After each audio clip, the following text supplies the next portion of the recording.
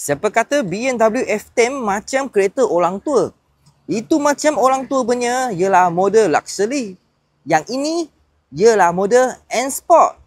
Original N-Sport nampak sudah sporty tapi tak cukup muda.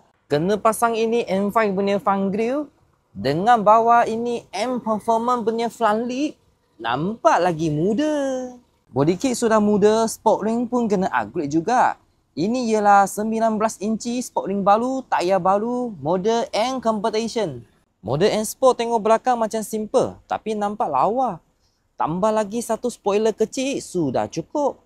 Model N Sport dalam original semua warna hitam. Lagi ada curtain. Okey, lagi ada aircon blower. Ini boleh adjust temperature sekali. Dengan dia punya pintu sini ya. Nampak tak? Ada lagi carbon punya design oh. Depan pintu pun sama, sudah ada ini design carbon. Okey, ini yang paling penting. N-Sport punya steering. Wah, ini betul-betul lawa lah. Betul cantik lah. Okey. Dashboard. Semua lawa lagi ya. Boleh nampak tak? Dia punya tengah sini ada ini design force carbon, nampak tak?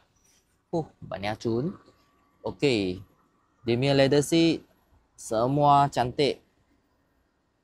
Warna hitam nampak memang sporty lah. Lagi ada ini electric seat dengan ini N-Sport punya logo.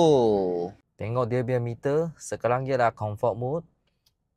Kalau tukar pergi sport mode atau sport plus, nampak tak?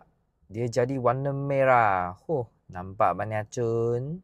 Okey kawan-kawan, kereta ni ialah BMW 520i N-Sport tahun 2016. Boleh buat muka kosong, 1 bulan bayar 1,400 lebih saja. Kalau you minat kereta ni, cepat hubungi sales team.